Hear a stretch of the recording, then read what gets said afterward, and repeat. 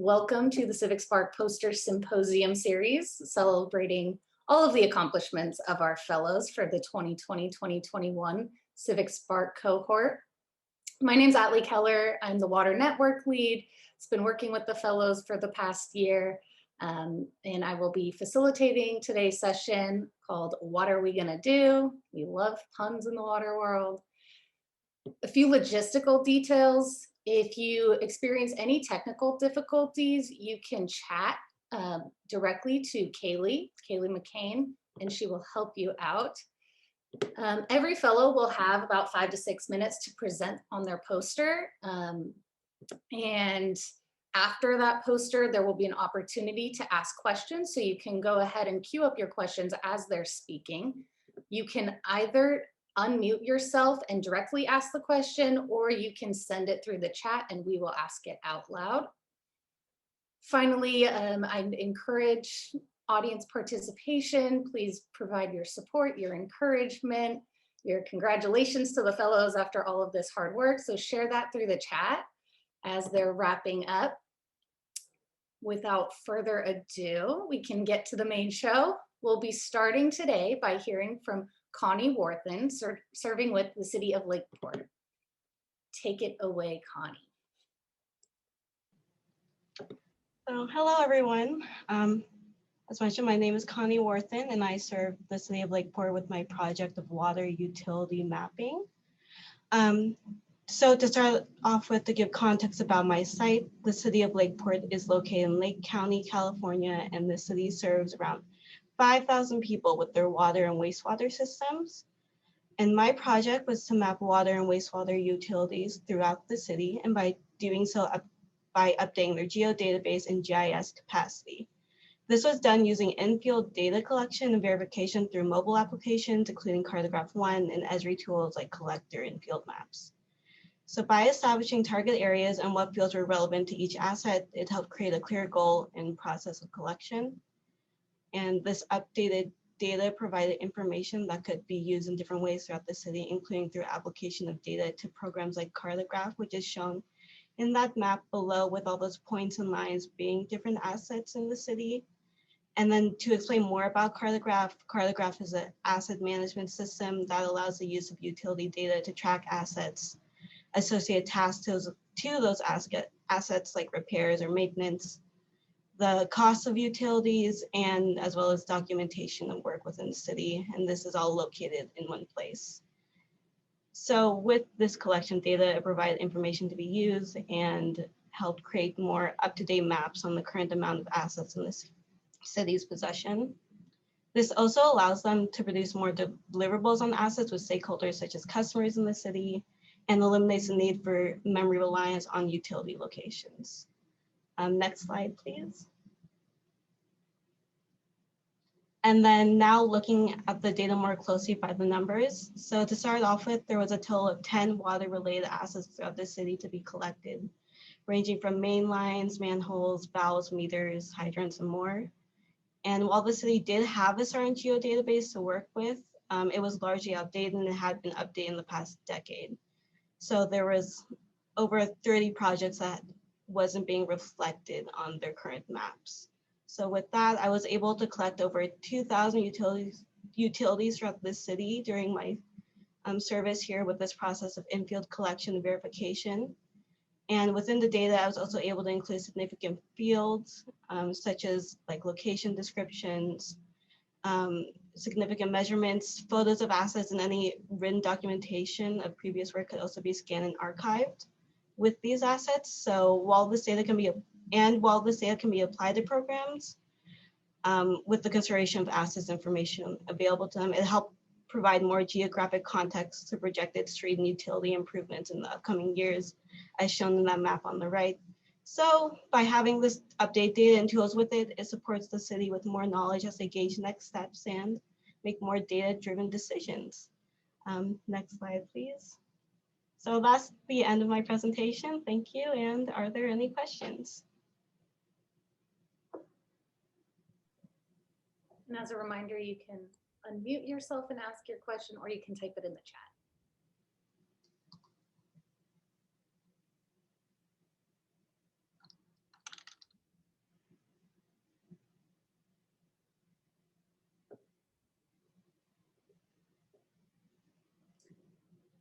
go ahead and ask my question then. Connie, I'm curious what's next after the asset mapping? What's remaining to be done, I guess? So while I updated to date, this will be a continuous thing where, this data and stuff will need to be continuously maintained. But now that they have it, they can start using, like for example, the asset management system to kind of start like collecting that data, start making more decisions, and can also work towards, instead of like catching up and finding things, start going the next step of more preventative care towards our utilities and things in the future. Well, thank you so much, Connie, for your service and for all of your hard work. Thank you. Next, we'll start with some, actually, we have a question coming in. What would be the most important thing you would want to communicate to any future fellow about this work?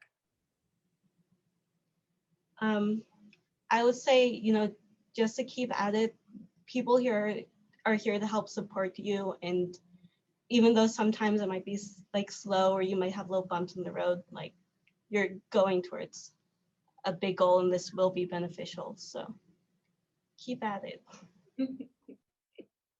It's a good life lesson. Okay, now we will hand it over to our next speaker. We will be hearing next from a few fellows from the California State Water Resources Control Board. And we'll start with Mahima Ali. Mahima, take it away. Awesome. Thanks so much, Atlee.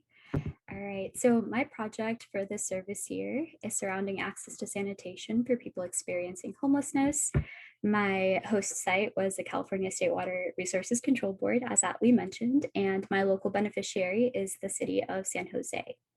So to give a little bit of background on the project, I just want to start off by prefacing the human right to water law, which includes sanitation as a basic necessity that every person requires and should have access to. Now we know that people experiencing homelessness face a unique set of health burdens, and lack of access to sanitation exacerbates these health conditions. So interim solutions such as hand washing stations, portable restrooms are critical, especially during the COVID-19 pandemic. And so a few of the goals with this project include to better inform public health impacts faced by people experiencing homelessness, to discuss best practices for sanitation and outreach services in homeless encampments, and third, to foster greater interagency collaboration. Now I want to begin by talking a bit about the public health aspect. Atlee, do you mind going to the next slide, please? Awesome, thank you. So this map shows hospital visits for people experiencing homelessness for the medical conditions that are listed to the right.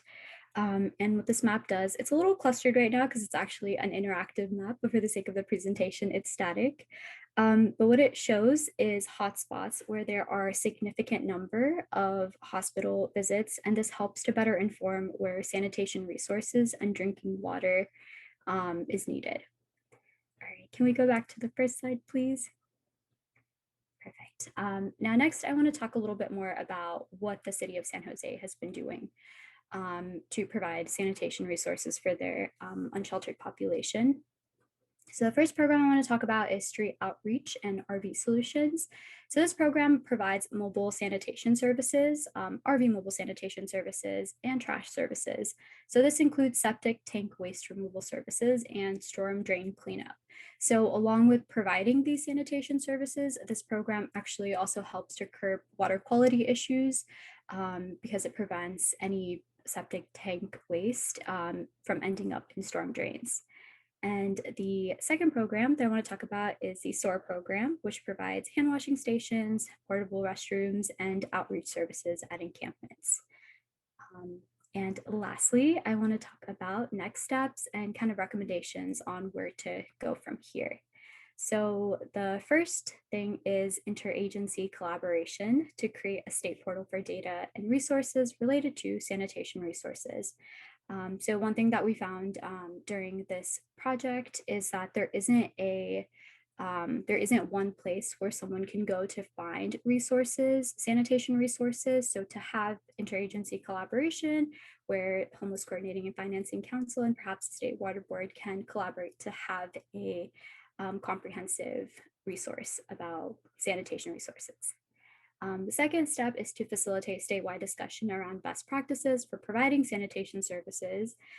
We've heard from certain local governments about programs that just don't work for them and other local governments who have more information on how to improve these services. So just a knowledge sharing platform to better inform everyone around these services. And third, and finally, is to discuss funding options for sanitation resources beyond the pandemic. A lot of the City of San Jose's resources were only made possible, the resources pertaining to providing sanitation resources for people experiencing homelessness were made possible only because of CARES Act funding. And so these options may not be sustainable beyond this. So to discuss funding options beyond the pandemic is extremely important because sanitation needs are going to remain a need for people experiencing homelessness beyond the pandemic. And I believe that is it. Perfect. Thank you. Thank you, Mahima. We have a question in the chat for you. How would you say the current heat waves and drought might exacerbate these challenges? How could we adapt current programs, services to meet these changing conditions? For sure. I think that the heat waves and drought are a major contributor. And I think one of the ways, I guess I've learned mostly from the City of San Jose, but one of the ways that the City of San Jose has been trying to help their unsheltered communities at encampments is by trying to pair certain resources. So wherever sanitation resources are provided, they're also providing drinking water. So to streamline resources is one way, I would say. And can you share how or how not unhoused people were engaged in the development of the project work? So, but I'm so sorry, can you repeat the question one more time? Were unhoused individuals engaged in this work? So unfortunately, I wasn't able to directly speak with any unhoused people or people experiencing homelessness during this project due to the pandemic restrictions. The way I tried to get perspective on this was by conducting interviews with healthcare professionals who work really closely with people experiencing homelessness. And that's kind of how I got more input around their health needs and just their just what they've expressed about sanitation resources that are available and that they need access to. So that's kind of where I try to get perspective from. We have other questions in the chat, but for sake of time, we'll have to close this out. But thank you so much, Mahima. Really appreciate it. And next, we will hear from Bridget Lowry.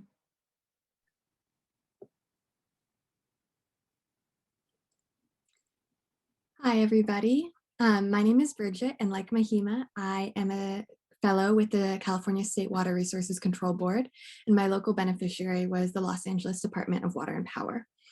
My project also focuses on the human right to water, and specifically water affordability and water accessibility. California declared the human right to water in 2012, and since then has made major strides in realizing that right, but water shutoffs for non-payment remain a barrier. And this issue is even more important this year because of COVID.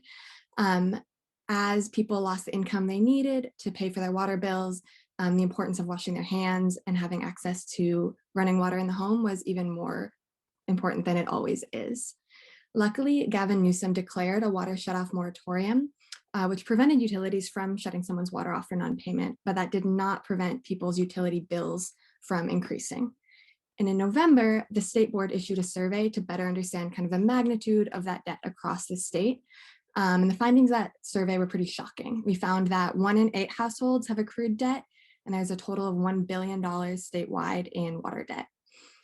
This debt is actually concentrated in the Los Angeles area, which is why I was so excited to be able to partner with LADWP. In my partnership with DWP, I analyzed their drinking water shutoffs in 2019. And my goal was that in better understanding kind of this pre-COVID 2019 water shutoff context, we can develop effective solutions for this post-COVID transition period that we're in and better understand the issue of water shutoffs overall, because there hasn't been a lot of statewide data prior to this year. So some of my major findings from that data collection effort are that first, perhaps unsurprisingly, households in lower income zip codes have more frequent and longer shutoffs. So shutoff burden is disproportionately impacting lower income families. Second, at the time of shutoff, only 20% of a customer's debt was actually attributed to drinking water. So as you can tell from LADWP's name, the Department of Water and Power, they serve multiple things. Drinking water is only one. They also serve power, so it's electricity, and other charges are in the bill for trash, sewer, associated fees.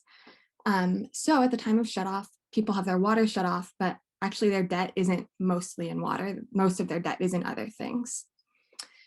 Third, the majority of people were able to resolve their water shutoff and have their water turned back on within one day. So as people, I'm not saying that that wasn't a major burden for those folks. They may have forgone other vital commodities. They might have been really calculated decisions to be able to turn their water back on because it is so vital. And also I want to note that 11% of shutoffs actually lasted longer than 7 days. And for those very long shutoffs, the median length was 28 days and the average 40. So people who are not able to immediately get their water reconnected are suffering from shutoffs that are weeks or even over a month, which is an extremely long time to not have running water in your home. Additionally, existing payment assistance options, LADWP is able to offer some payment assistance options, which is great, but the existing ones are not robust enough to alleviate debt burden, particularly for vulnerable households. Some LADWP customers have what's called a lifeline rate discount. The lifeline rate discount is available for elderly or permanently disabled customers, and it's income qualifying. And I found that those customers actually, despite having this rate discount, have higher debt at the time of shutoff and also suffer from much longer shutoffs. So these payment assistance options are not robust enough and could be enhanced to better protect these vulnerable individuals. Next slide, please. So with this all in mind, I've developed some recommendations for LADWP, and some of these can be translated to other utilities as well. My first is, in light of the human right to water, to consider eliminating water shutoffs for non-payment, especially for Lifeline and low-income customers.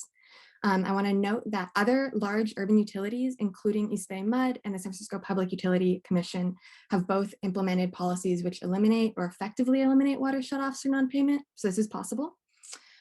Second, to partner with a local nonprofit to institute a check-in process for homes with long shutoff lengths. Like I said, most people can resolve their shutoff, but a small subsection cannot. This nonprofit could connect them with services to help alleviate their debt and connect that and get their water restated quickly or more quickly. Third, customers who are on existing payment plans and arrangements should have subsequent debt incorporated into those existing payment plans, and debt should be forgiven for customers making consistent payments. Some people are able to pay a small percentage of their bill every month, but if they can't keep up, they're shut off despite the fact that they are making some payment. To encourage this payment and to to have a relationship with customers, subsequent debt should be incorporated into that to encourage these partial payments consistently. Fourth, DWP should conduct analysis to better understand how many customers suffer from simultaneous shutoffs of both water and electricity. I unfortunately did not have access to electricity data. However, we know that many of the people who had their water shut off also had their electricity shut off at the same time. So it's a huge burden for those customers. And DWP, in better understanding that, could develop solutions to alleviate that burden. Next slide. Any questions? Thank you, Bridget.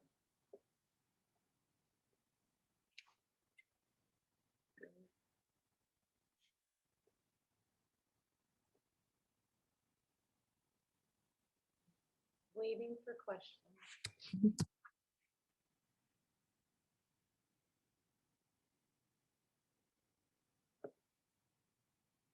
I'll go for it. Bridget, can you speak to the, I forget the two entities that you mentioned, was it SFPUC? And East Bay Med, correct? Yeah. Can you speak to kind of the lessons learned from them? Yes, so actually both of those policies are very new and kind of come because of this post-COVID transition period we're in. Utilities haven't been shutting people off, and so they're kind of taking a moment to reflect on if that's necessary for their operations. And so both of those policies are new as of December. And so there's not necessarily yet lessons learned, but I am also excited to learn about what they will be. Absolutely. Mhm. We do have a question in chat about your local partner was urban, but can you speak to how these issues might affect non-urban or rural areas? Absolutely. Yeah, I think that that's a really important question because a lot of, DWP is the biggest utility actually in the whole United States. And so they do have more resources than a lot of these non-urban and rural areas. That's a little bit why they're able to offer the bill discounts and the payment assistance options that they do have. So I think it's always important to recognize the context when developing solutions. And the solutions might be different in rural areas or for utilities that don't have as many resources. And the final question is, were there any wraparound services or resources provided to homes experiencing long-term shutoffs for support? Currently, there are not, no. Well, we thank you for your work, and it brings a lot of attention, especially with that connection between the water and the energy discussion. Yeah, definitely. Cool. Well, thank you. Thank you so much, Bridget.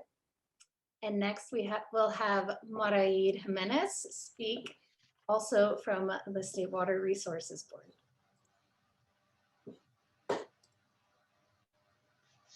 Hello, everyone. So my name is Maraid Jimenez, and my project is titled Advancing Data Equity. It's working specifically with tribes. The correct tribe is mentioned there, and also the Big Valley Band of Pomo Indians. And so just a project overview. I was working with the Freshwater Harmful Algal Blooms program, FHABs, and this program has the goal of leading a response to harmful algal blooms. Pictured to the right, just an example of what that looks like, and just a background of HABs. HABs are naturally occurring in different bodies of water, but contact with them may have negative health impacts depending on cyanotoxins present or the length of time of exposure. That's something important to keep in mind throughout the presentation. And so the project aims at improving an understanding of how FHABs impacts tribal cultural and sustenance uses of water. So to do this, there was an understanding that we must improve outreach efforts to California tribes, and that has to be expanded with the short-term goal of providing better information to tribes on HABs impacts, and the long-term goal of collecting data that can support protection standards for tribal beneficial uses in the future, understanding that we immediately do not have the power to do that as of now, but getting this background will help us do so in the future. And so it's always important that when we think of reaching these goals, that we do so in a way that respects tribal sovereignty and sensitive sacred information. Because there has been long withstanding trust issues within tribes not wanting to expose information that they do not want out in the public. And so I will now focus on the specific process of outreach. And the first step was identifying California tribes or tribal approved organizations that were interested in FHABs for outreach. And from here, it was conducting introductory meetings to establish an understanding of how this process would work and explaining the interview. And this interview was meant to improve an understanding of how we characterize tribal uses of water. And what I mean by characterizing the uses of water, I am mentioning that we do not want to go into details of cultural traditions by tribes, and rather we want to focus on measurable descriptions. An example being perhaps the amount of time spent in the water or if there is splashing involved. This way we respect tribal knowledge and privacy, but manage to create an idea of what can be measured without fully disclosing information tribes do not want to be out in the public. So as I did my work, there was an understanding that we have to have a lot of considerations for tribes because there were many roadblocks on the way when it came to this interaction, to this outreach attempts. One being, the first most important one being the COVID-19 pandemic.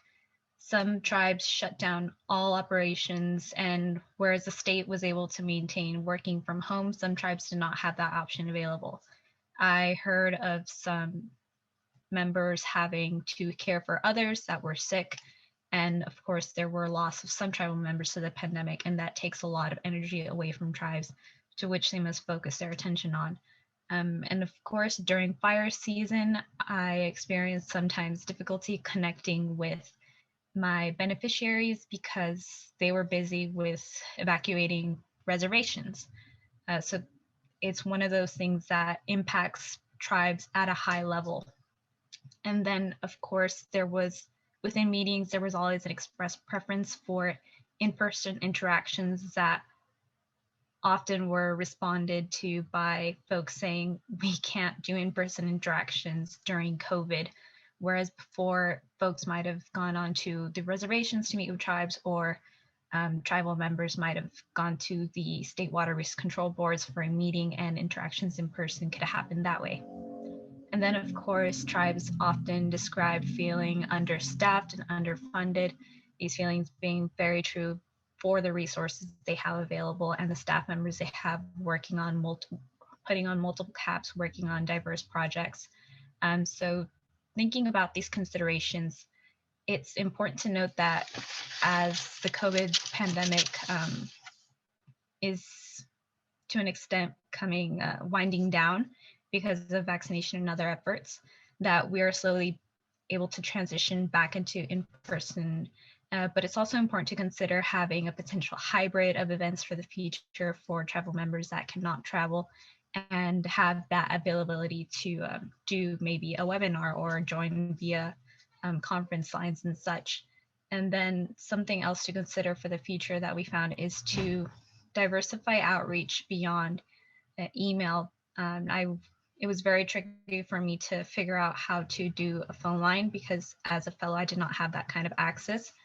But for a more established position, expanding via phone, via email, in person, just making sure that there are diverse ways to come in contact with tribes because of their busy schedule, it can be easy for them to let things fall under the radar that are not a top priority, as they have many. And then another important is to check with organizations for similar efforts who may be conducting, who may be looking for similar information to make sure that we can not overburden tribes with similar questions coming from different angles, rather that we make the most of their time and recognize all of the hard labor they have already. So these have been some of the lessons I've learned, and there's still so much more to map out, but I'm hoping that this helps move forward the work that has been done with the EPHAPS program. Thank you, Marie. We have a question about your work. Did your organizations have pre-existing relationships with the tribes, or did you reach out to them where partnerships did not previously exist, or both? The EPHAPS program had established relationships with my two beneficiaries, but it was also important for these beneficiaries as well that outreach be expanded beyond that. So one of the methods I used was presenting within CC-HAB's roundtable, which is roundtables focused on this specifically. And then of course, it came up with some folks that, hey, we're working on something similar, but not quite, and working out with these folks, specifically, what are we working on and where can this work overlap? So there still needs a lot more work to be done when it comes to outreach and finding out what people are doing, what can overlap and what can't.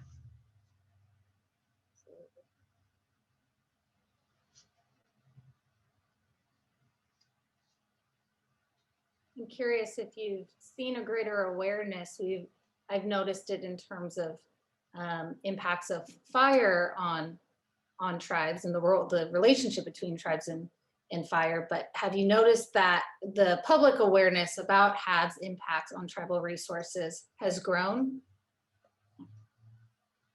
I think it's still a very secluded event because it's not, FHABS isn't something that is popping on the news globally or just making headlines in the way that fires do in California. So there's still a lot to learn. And when there's actually an intern working with us now that I had the pleasure of like overlapping a bit with her. And as a tribe member herself, she had a wealth of experience and knowledge that we could not even imagine, just also highlighting the need for representation within our organization to uplift these issues more publicly. And can you speak to that point about characterizing tribal practices in a way that does respect and maintain privacy and for cultural practices? Yeah, it's a tricky line to walk at times, but it's just making sure that tribes are okay with how we are describing the data gathering process, essentially, that we're not writing something as like, because for regular monitoring is, how long does someone spend swimming in the water? Or how long does an average person, maybe like if they have a wound, how long might they be in the water and how long might that exposure impact them? But for tribes specifically, we can't really get access to specifically what cultural practice are you doing and what does that mean for the exposure, rather saying, will there be splashing? Will someone ingest water?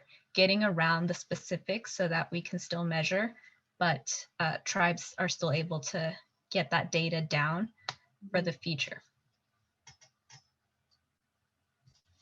Well, thank you, Maraid. Huge round of applause for you and for your work. Next, I will pass it on to Miles Johnson. Miles served with Lake County Special Districts. So take it away, Miles. Thanks, Atlee, and thanks again to everyone for tuning in. So again, my name is Miles, and for the last year, I've been working with Lake County Special Districts, helping them to build their sewer asset management plan. And I also included a pun in my title because, as Atlee said earlier, we love puns here in Water World. So to give you a little background on LCSD, the Special Districts administers 23 districts across Lake County, serves over 40,000 customers. And those districts are split between water and wastewater with a couple of lighting districts thrown in for good measure. And I have only been working with the sewer districts.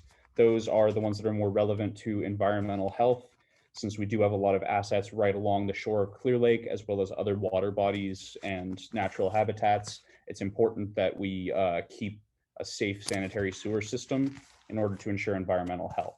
So some of the problems facing the sanitary system are environmental and others are more of a human aspect. So on the human side, we have this big information gap between our field staff, who's actually out in the field doing maintenance and operations, and between our administrators in the office and me, who's working on our maps. So for example, our cleaning records, some areas, we have 3 utility areas. One of them has no cleaning records going back to 2012. So that makes it hard to assess any kind of condition. And then in area 1, which is the area I mainly focused on in the Southeast, our cleaning records were spotty. They didn't cover all of our areas. Some records got lost for a few years. And when we did have records, they weren't always the most descriptive. It might just be a good, fair, poor, which, better than nothing, but it doesn't tell us everything we need to know. And then the environmental hazard is flooding, kind of ironically, given the drought that we're in. So when we get heavy rains in Lake County, this can overwhelm the sewer systems when water that's not supposed to get into the sewer system, it's supposed to go into the stormwater drain, gets into the sewer system via infiltration and inflow, I&I in the title. And this I&I can lead to, as I mentioned, overwhelming of the sewer system, which leads to sanitary sewer overflows, or SSOs, which is a very nice way of saying help, there's sewage everywhere. So you can understand why that's something we want to prevent for environmental health and just quality of life. but without that quality data from the field, it's hard to get a sense of where those sanitary sewer overflows are going to happen before they actually do. So that brings me to my work. So I started off by standardizing all of our GIS asset data. So something as simple as, putting in a date installed field, adding upstream, downstream manhole information. And this makes it easier to plug our data into a system that can help us to manage our assets more easily. And I'll talk a little bit more about that in a second. The second task was putting in data from our existing cleaning records and from our construction records. So from that, you can get maintenance history, and you can also get things like installation date, pipe material, diameter, stuff like that. That's very important when you're, charting out an asset's projected life or when it might need maintenance or repair. And finally, just to help with visualization of data, I combed through our sanitary sewer overflow reports going back to 1998. I took relevant information and put that in an Excel spreadsheet. And then I brought that information into GIS. So you can kind of see in this Highlands Harbor map here, which is near Clear Lake, all those little red spill buckets, kind of hard to see what it is, but each of those represents a sanitary sewer overflow. So just in this little screen alone, you can see 35 sanitary sewer overflow events in the last 20 or so years. And put together, those have released over 587,000 gallons of sewage into the surrounding area, as well as into Cache Creek, which you can see at the bottom left, and Clear Lake. 25 of those 35 SSOs, about 70%, were caused solely by inflow and infiltration leading to flooding during heavy rain events. So where we're going with this, now that we have this standardized asset database, I've been able to send it to a digital cloud pipeline inspection software system. And that's going to be integrated with a new camera truck that we are able to buy because of an IRWM grant, which is very helpful. So that new camera truck will be able to more easily inspect sewer lines, laterals, and with this Possum, that's the name of the online inspection system, as well as improved training, also through the IRWM grant, we will be able to update those records directly from the field, have it show up right back in the office, and have high quality data on what's happening and why it's happening and what needs to be done to fix it.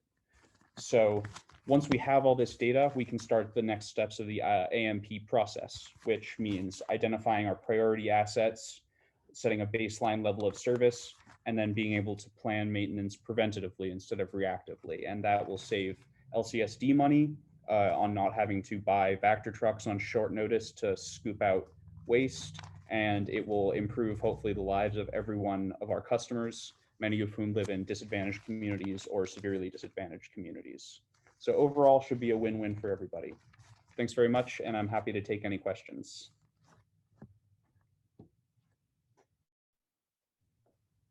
Oh, my question slide is missing, but go ahead.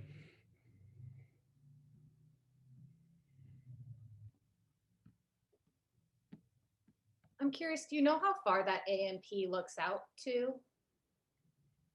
That hasn't been determined right now. We're still in the information gathering phase, but you would hope that it would go at least a couple years in advance. Obviously, things are going to shift. For example, we've had wastewater systems damaged by fires in recent years, so there has to be some flexibility for that.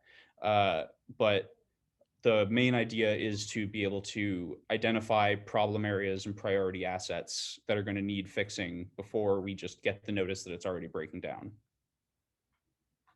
Work clearly helps that tremendously. Looks like you're getting lots of congratulations in the chat. Thank yous. Final second for questions for Miles. Did you have a background in some of these areas, seems more technical work prior to your project, or did you learn a lot as you went? Well, I had some GIS experience, but almost no wastewater or anything else experience. But I would say the steeper learning curve wasn't in the technical areas. It was actually in the people areas, the history of Lake County special districts. So since we're sort of a special district, it's been kind of amorphous. We add and lose districts periodically.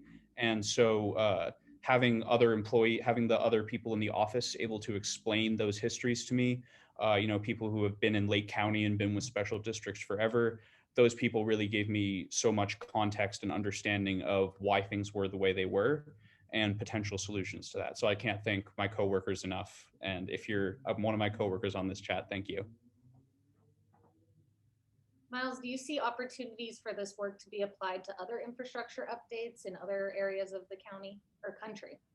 County? Yeah, so I mean, some of the things I'm doing, Connie's also doing for the city of Lakeport. You heard her talk earlier about her asset planning experience, and she's using Cartograph, which is similar to the system we're using, but slightly different. So I think, in terms of standardizing the data, getting people trained, and just visualizing where your problem areas have been, I think those are fairly easy to apply on a wider scale, and hopefully, that is applied on a wider scale. Well, thank you, Miles, and congratulations. Thank you, Atlee. Next, I will pass it on to Nicole D'Amato with Lake County Water Resources Department. Nicole, go ahead. Thank you so much, Atlee. So as Atlee said, my name is Nicole D'Amato, and I am one of 2 Civic Spark Fellows with the Lake County Water Resources Department, located in Lakeport, California. Now, for those of you who may not be familiar with Lake County, we are located between Sonoma, Napa, and Mendocino counties, and we are home to the lovely Clear Lake, which is the largest natural freshwater lake entirely in California. So the Lake County Water Resources Department is responsible for managing Clear Lake in pursuit of the public's interest in commerce, navigation, fisheries, ecological preservation, anything you could want from a lake like Clear Lake. And for the 2020-2021 service year, the department brought in 2 Civic Spark Fellows to complete the Clear Lake Shoreline Assessment and Inventory project. The purpose of this project is to evaluate the natural and built infrastructure around Clear Lake's 100 miles of shoreline in order to identify gaps and opportunities for lakebed and shoreline management. Now, fortunately, our project was effective in achieving this goal and continuing to move toward this goal due to its threefold approach to water management, which I'll be talking about today during my presentation. These 3 components are stakeholder engagement and public outreach, data collection and management, and policy analysis and implementation. Next slide, please. Thank you. So these 3 project components are interesting because they can both stand alone to meet a demonstrated need in the managing agency or in the community, but they can also work together to form a cohesive picture of what water management can look like. So they're presented as a triangle in this slide because each component informs the others. So in my presentation, I'll be exploring each of these components and their relationships with the others, starting with policy, which is my wheelhouse. So first, effective policy is community-based and data-driven. For our project, our policy component involved evaluating our Chapter 23 Clear Lake Shoreline Ordinance for gaps. And so we could recommend amendments to this ordinance in order to facilitate our department's management of the shoreline and the lake. This process was highly collaborative, involving input from various members of our department, particularly our lakebed management team, as well as input from the community itself. The next section is data collection and management. And what's important with data collection is that it provides baselines of understanding for the department and for the community. So by applying user-friendly technologies and databases, we can improve things like our strategic outreach and our monitoring of department programs so that we can make sure that we're avoiding unintended impacts from our policies and our programs. In our project, my co-fellow and I went out into the field to evaluate the shoreline and produce deliverables such as maps, which show the varying conditions of the shoreline at different parts around Clear Lake. And moving forward, the department will use educational tools to reach out to the community to help them understand what these maps mean and what these project outcomes mean for them and for their area of the shoreline. Now, this leads us to the third and final component, which is stakeholder engagement and public outreach. So when done well, stakeholder engagement facilitates community buy-in, transparency with diverse stakeholder groups, and community-based management strategies. Data-informed community-based management helps us to analyze the disproportionate or unintended impacts of policies, specifically on disadvantaged and tribal communities, which we have in Lake County specifically. In our project, we utilized a variety of different outreach materials, including handouts, ArcGIS story maps, various different community events, volunteer engagement events, such as those required through Civic Spark, in order to establish trust and build relationships with community members so that we can move forward with those relationships even after our fellowship is over. One specific outreach method that I like to point to is the public outreach method that my co-fellow and I released to the public. This survey was intended to gauge the public's perceptions, knowledge, and priorities regarding the Clear Lake shoreline. And thankfully, we received 67 responses to this. And the 67 responses to the survey will help us to inform our data collection moving forward, as well as those amendments to Chapter 23 that I mentioned earlier. Now, this three-pronged approach was successful for our community in Lake County and for our water body of Clear Lake. But one thing that I like to point out is that other agencies may adopt a threefold approach such as this to address their specific community's needs. This approach is both specific enough to foster community-based management strategies, but broad enough that it can be applied in different contexts, specifically for communities of different sizes, different populations and income levels than Lake County, or water bodies with different sizes, shorelines, depths. It can be used in these different contexts. And I'm happy to report that for our department, this approach will continue with a new Civic Spark Fellow for the 2021-2022 service year. This fellow will inherit the foundation that my co-fellow and I created for this past service year, as well as focusing even more on the stakeholder engagement and public outreach component, which goes to show that even in a place like our department, which has already used this threefold approach, it's still highly adaptable. So if you can move to the next slide, please.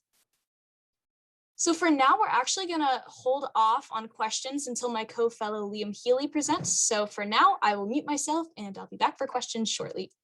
Thank you. Great, thank you, Nicole. Yes, I'm Liam, and I'm also with the Lake County Water Resources Department, and this specific presentation will be on identifying meaningful water quality parameters for resource-constrained local government data collection. So a little bit of an overview on this specific project is that in 1964, the Department of Water Resources began Clear Lake water quality data collection. They continued water quality data collection up until 2020 when they unexpectedly stopped. This left water quality data collection as the responsibility of the Lake County Water Resources Department. So a little bit of background on Clear Lake and water quality data collection there is that Clear Lake is an impaired water body, but yet it still provides drinking water to approximately 40,000 Lake County residents. And Clear Lake's health is undoubtedly linked to the local economy. Meanwhile, the Lake County Water Resources Department is a small resource-constrained local government entity that does not quite have the same data collection capabilities of a large state-funded program such as the one previously run by DWR. So that brings us to the specific project goal, where for this project, we aim to identify the most meaningful and useful water quality data parameters to continue in collecting in Clear Lake to both maximize limited resources and also effectively best manage this valuable aquatic resource. So some of these project themes are equity. As I mentioned, Clear Lake is an impaired water body and provides drinking water to approximately 40,000 Lake County residents, but Clear Lake residential water bills are double the state average due to degraded source water quality. Another theme is data accessibility. Data from this project was supplied by the Open Access Department of Water Resources Data Water Library, and then machine learning, which I'll kind of get into in a second here. So next slide, please. Thank you. So some of the key project components, this analysis was done in RStudio. And as I mentioned, the data was gathered from the CA Open Access Water Data Library. And data was full and it was continuous, but it was not quite in a usable format. So a large aspect of this project was data preparation and thus imputation. So this figure on the left-hand side shows all of our water quality data parameters, such as things as dissolved ammonium and total organic nitrogen.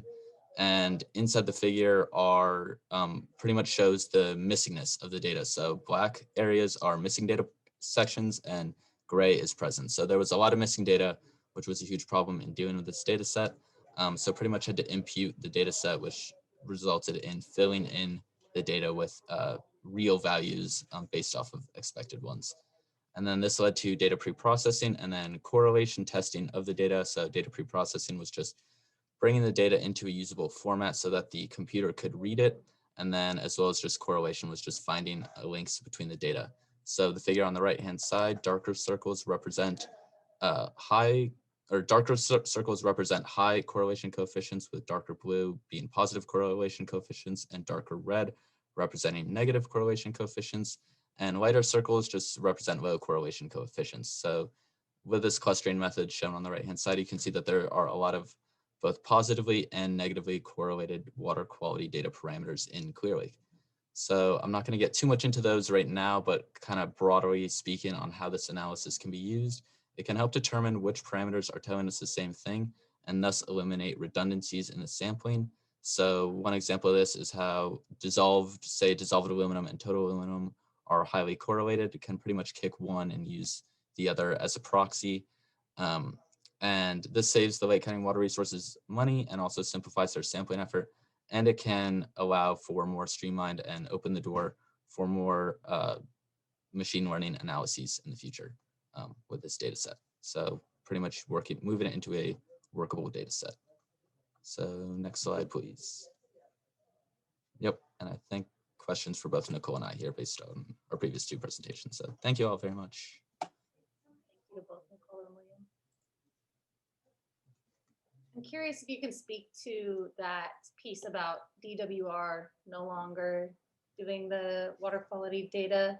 And did that have anything to do with COVID? No, it had nothing to do with COVID. To be honest, they weren't really sure what it had anything to deal with. It just stopped. Other questions for Nicole and William?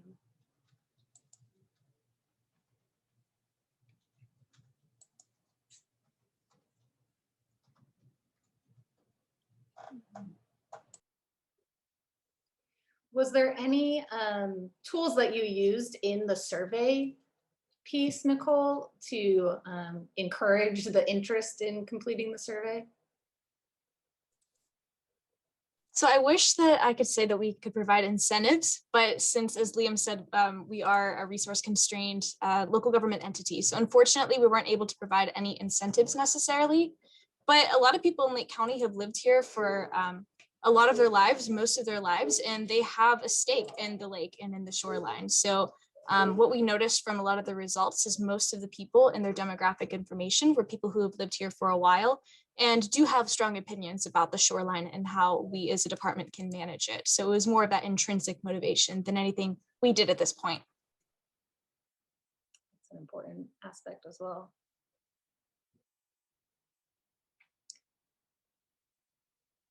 And final moment for questions.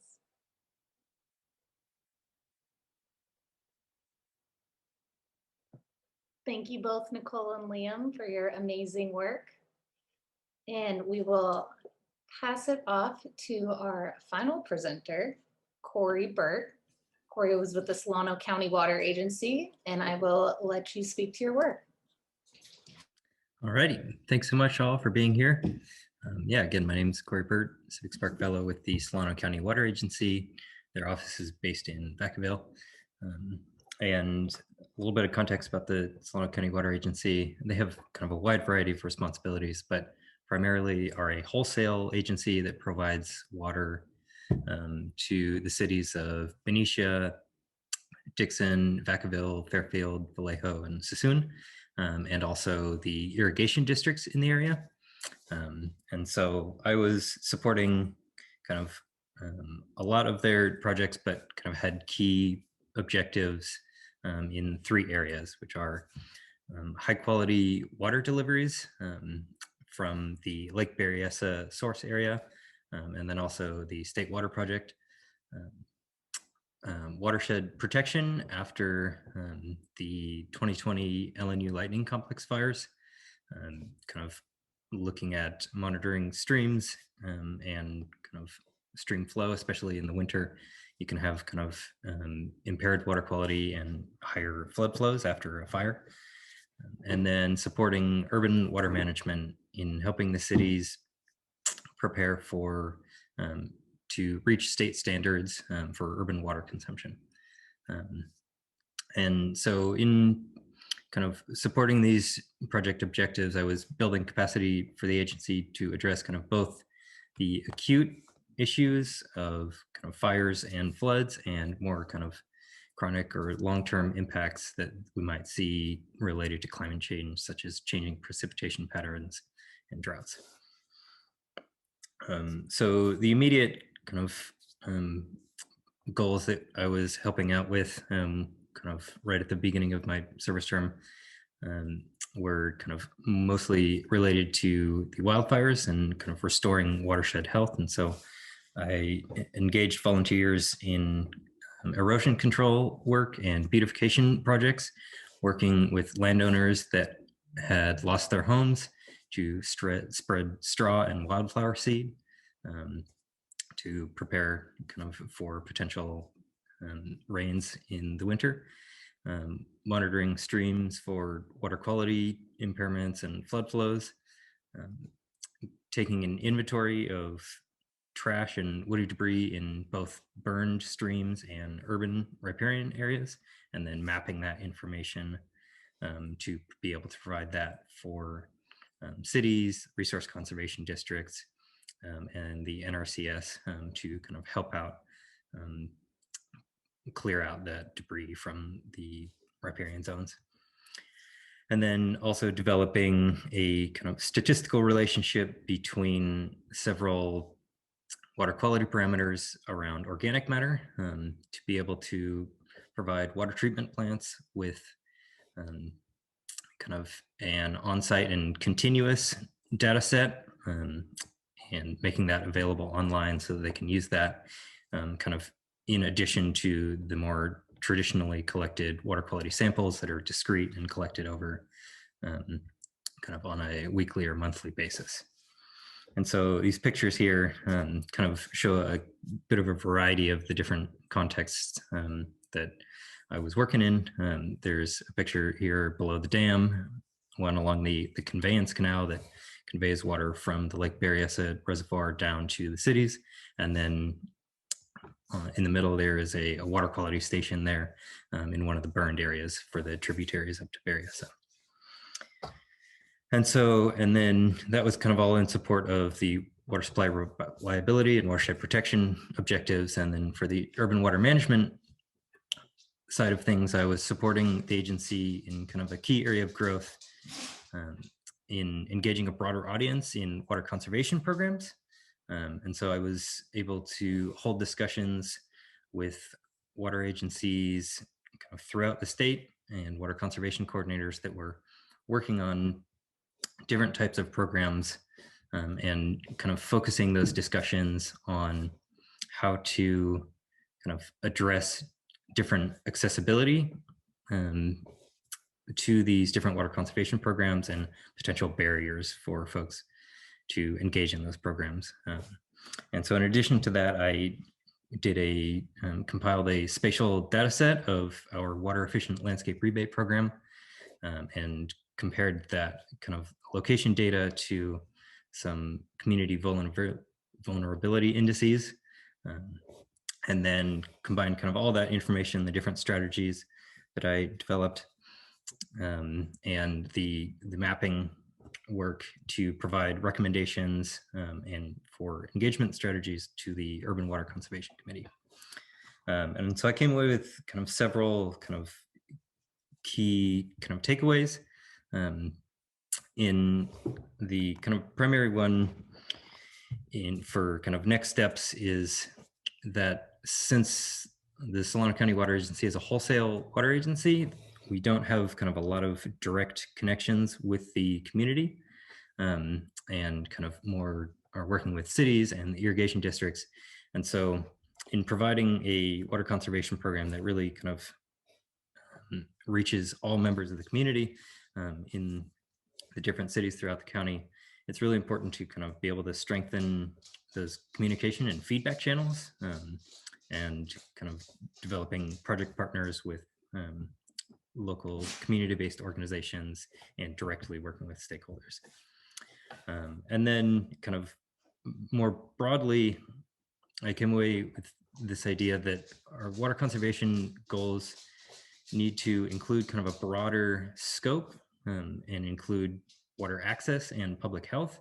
And this way you can kind of achieve a little bit of a broader audience to folks that may not currently be engaging in water conservation programs, but are in kind of do need some assistance in other aspects, like folks have talked about earlier with water shutoffs, et cetera. And so this is kind of really well exemplified this by the Venn diagram here, that kind of balances water quality, water accessibility, and water affordability. And this comes from the California Office of Environmental Health and Hazard Management, and kind of how they approach the upholding the human right to water legislation. And so this kind of an example that we might be able to take forward is kind of developing multiple benefit projects that kind of working with organizations on the ground that are kind of doing this public health work, and then incorporating kind of water conservation aspects into that where we can. So that concludes kind of just a brief overview of kind of the wide variety of stuff that I've been working on with the Solano County Water Agency. And I really want to thank both the agency and Civic Spark for all these professional development opportunities and opportunities to kind of build capacity for kind of these big, complex issues in water resources. I'm happy to take any questions. Thank you, Corey.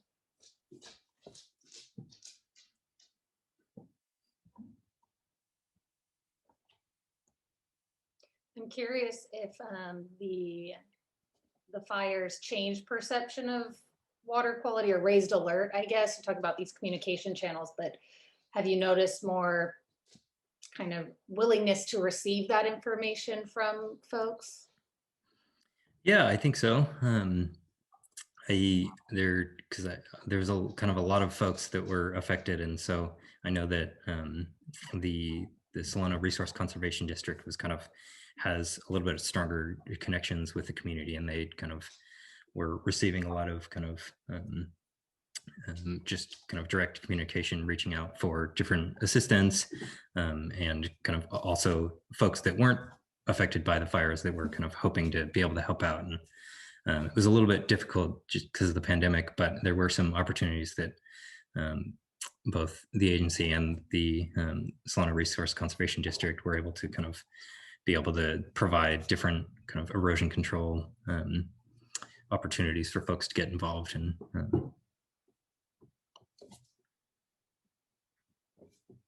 Any other questions?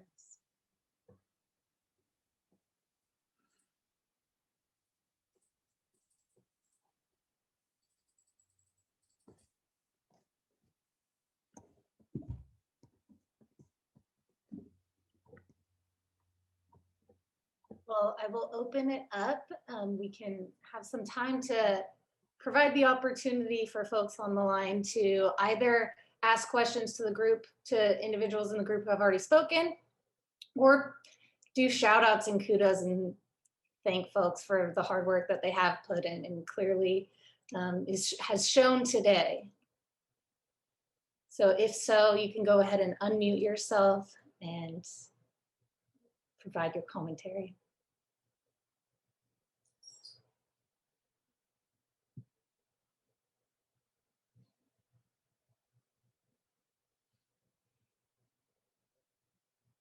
Lots of shout outs in the chat.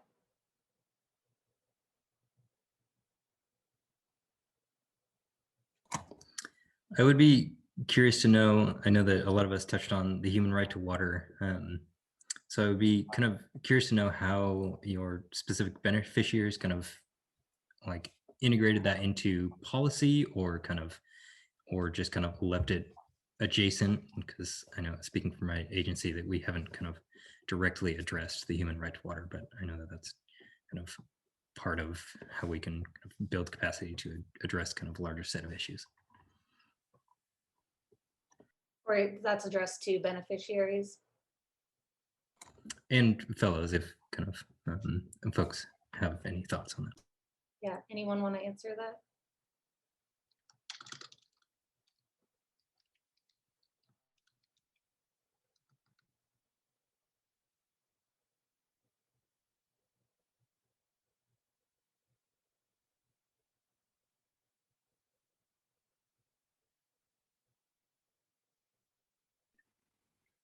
I can say at the state that the Human Right to Water is an important initiative to a lot of work that's going on in a variety of departments.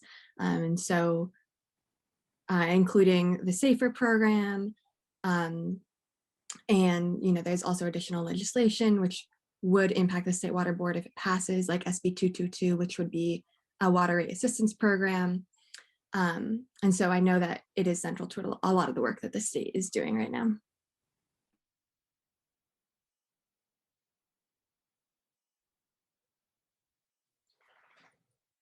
Something that Secretary Crowfoot from the Natural Resources Agency spoke to this past week was kind of the role of events that in California water and what they have led to, whether that's Sigma, SAFER, and in the time that we are in right now will likely lead to continuation of human right to water and really implementing that and defining what that means.